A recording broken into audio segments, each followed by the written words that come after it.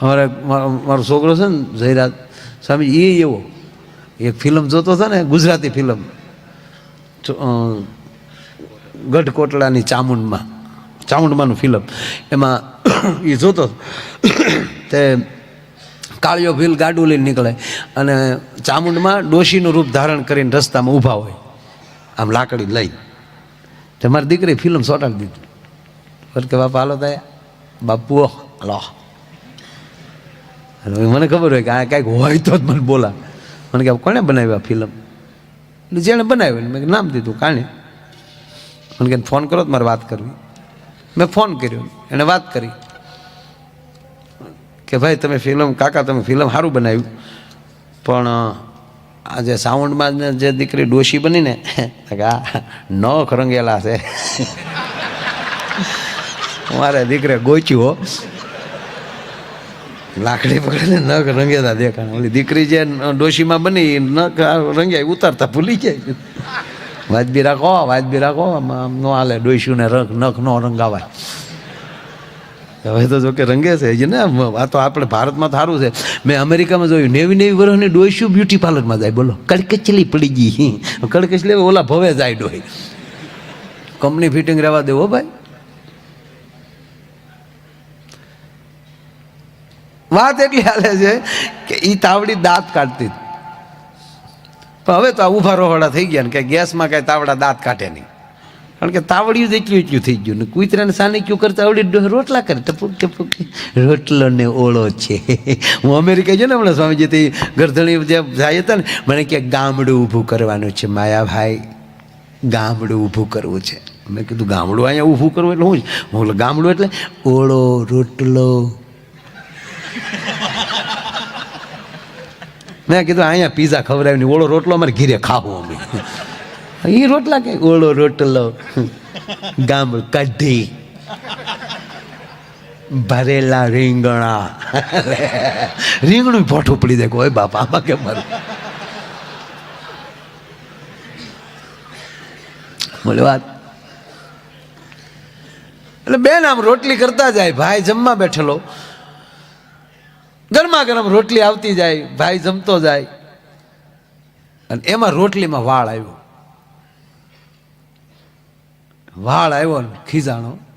આ વાળે દેખાય 20 વર્ષ પછી, લગ્ન પછી 20 વર્ષ જાય ને પછી આવું બધું દેખાય. બાકી તો મારું માણા દુનિયા છે હો સાહેબ. ચામાં માખી પડી હોય ને તો ચા ઢોળી નાખે. ઘીમાં પડી હોય ને મને હકીકત સ્વામી અમુક સમજાતું જ નથી. ભલે રામદેવજી મહારાજ સરસ યોગા કરે છે, મજા. હમણાં મહુવા આવ્યા હતા બાપુની કથા વખતે, અમે સંત સપાખરા અમારા દીગુભાઈ સંત સંભળાવ્યા. હો ડમ ડમક ડમક દાદુર ડમ ડમક કાગત મોર મલાર ગીરા. ક્યા બાત હે કે હું કહું હું ક્યાં બાત હે સમજ્યા કે કુછ નહીં. હું કહું નથી સમજ્યા એટલે તમારું હાલે. હા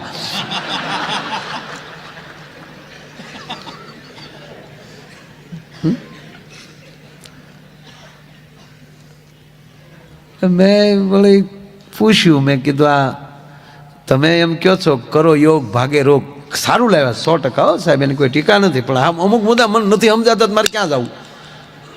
એ જ એમ કે ને કરો યોગ ભાગે રોગ, તો એને દવાની દુકાન શું કામ નાખી? યોગથી જ મળતું હોય તો પછી દવા શું કામ? અને એના નામે શું કામ રાખે? આપણે વાંધો નકર ઓલા બાલકૃષ્ણભાઈના નામે રાખ્યો તો હું વાંધો હતો કે ભાઈ એક દવાનું કરે છે ને એક યોગા કરે છે, તો આપણે ગમત. પણ સારું કંઈ સમજાતું જ નથી. યોગાથી બધા હારા છે, એની આંખ ન ઉઘડી હેરખી. બોલો શું કર્યો તમે?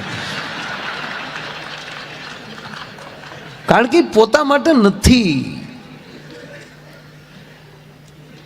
કોઈ પણ વ્યક્તિ બોલી રહ્યા છે એ પોતા માટે નથી, જગત માટે બોલે. અમારી જ વાત કરીએ, તમારે આમ અમે ટેસડામાં બેઠા ને ટેસથી તમને એમ લાગે ને કે લહેર કરતા હશે. ગાડીમાં જોઈજો, લ્યો આ પ્રોગ્રામ પૂરો થયો, થોડી એમ કૂતર્યું પીડ્યું એમ પીડ્યા હોય. હાવ તમારે તેમ હોય ને કે લહેર કરતા હોય, રોદા ખાઈ. તમે તો આગળ ઘરે જઈને હુઈએ જાઓ, અમે ફફક મવા કારે પગી. ત્યાં એક જણ શું કે ઓછા થોડા લ્યો લે. હા એ કઈ ઓછા ને પણ દીધા કોને એ તો ઉછી આંગળી કરો. આવું આવું છે માણસ, કાંઈ મીટર નથી, પોતે પીડિત જ હોય જે જગતને સારું કરતા હોય. તમારી ગાડીના ટાયરને બગડવું જ પડે તમને મંજિલ સુધી પહોંચાડવા માટે. ભલે રોલ્સ રોય હોય પણ હવા 20 રૂપિયા. ટ્યુબ છે શક્તિ છે, હવા જે છે, ટાયર એ પુરુષ છે. તે એક દી ઈ બે બાચ્યા. હવાએ કીધું ટાયરને કે ટાયડાવ 140 ની 180 ની સ્પીડમાં કાંકરા ઉડાડતા જાવ ને, પણ એ તો અમે અંદર બેઠી હોય એટલે નગર કારુના ઢોળ આવી ગયા હોત. તો કે ટાયર થોડા મૂંગા રે. અને પાછા જેવા કંપની એવા ટાયર, જેવા ટાયર એવી નકશી. જેમ ઊંચી લેવલમાં જતા જાવ એમ નકશી ઝીણી ઝીણી થતી જાય. ટ્રેક્ટરને અવડાવડા કાતર્યા ગમે ત્યાં વાયડીમાં હાલે. પ્લેનમાં હાવ લીટી, પ્લેનમાં નકશી ન હોય, હાઈલાઈટ. હા, એટલે ટાયરે કીધું કે હવા તું કે ને અમી સહી થાય, પણ તું એ સાંભળી લેજે, અમી સહી એટલે તું અંદર છો, નગર તું કારુની ઢોળાઈ ગઈ હોય. બે ધડ કરતા હતા ને તો એનો છોકરો વાલ બોલ્યો કે બા બાપુજી બે હક ના રહેજો, બાકી વૈશમાલી હું સટકી ગયો ને તો બે ઢોળાઈ જાઓ આગળ. એક ઢોળાઈ જાઓ, એક તૂટી જાઓ. એટલે કહું સદગુરુ પાસે સંતાનોને લાવજો.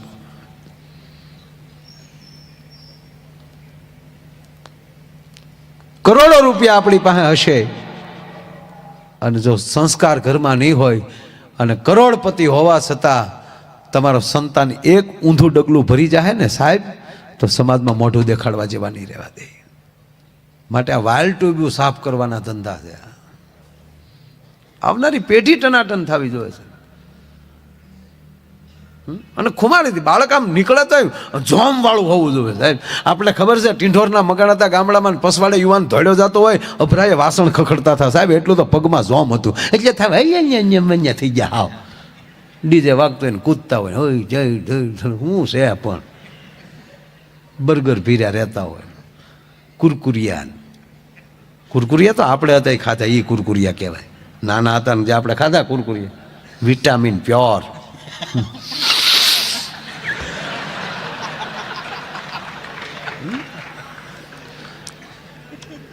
કુરકુરિયા માંગતો છે ડો. રોટલી તૈયાર થાય, ભાઈ જમતો જાય, અને જેવો રોટલી તૈયાર થાય એટલે એમાં વાળ આવ્યો ના ખીજાણો. આખ્યું છે કોડિયું છે, આ વાળ આવ્યો તારો બાપ. ઓલી કે પણ મારો જ વાળ હશે, ગરમી છે ને એક બે વાર માથા ઉપર માથ વયો ગયો, પણ મૂકી ગયો ને રોટલી એક બાજુ, બીજી આપું, બીજી પણ વાળ આવ્યો કેમ ખબર ન લે.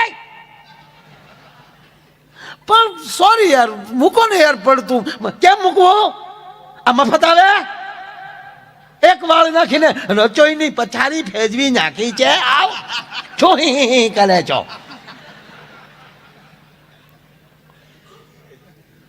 પણ પગે લાગુ, મૂકી ગયો ને એક બાજુ, તમને બીજી રોટલી આપું, એ મારો જ વાળ છે, તારો વાળ હોય તો ખાઈ જવાનો.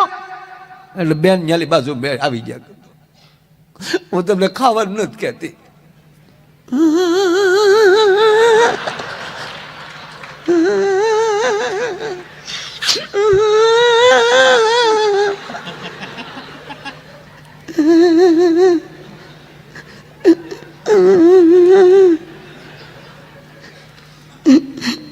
પેલા મળવા આવતા ત્યારે કેવું કેવું કહેતા હતા, ગીત ગાતા હતા, જોડે રહેશું રાજ, સાથે જીવશું સાથે મરશું.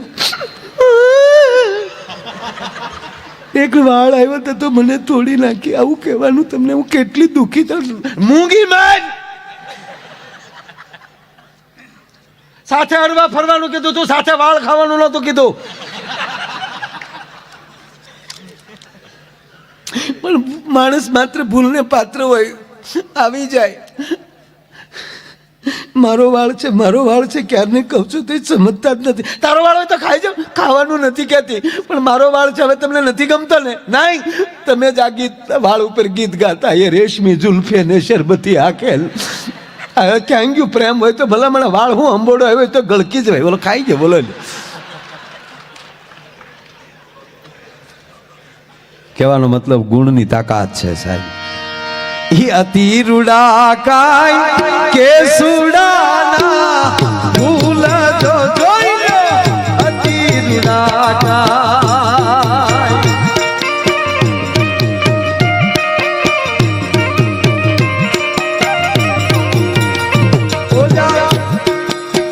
લવિંગને મન મોયા રૂપથી ગુણવાલા રે ગુણવાલા રે ગુણવાલા.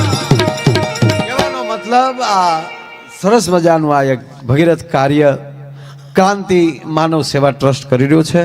હોસ્પિટલના લાભાર્થે આવી ભાગવત કથા અને એમાંય સ્વામી શ્રી નિત્ય સ્વરૂપદાસજી એમના મુખેથી આપ આવો અમૃતવાણીનો લાભ લઈ રહ્યા છો.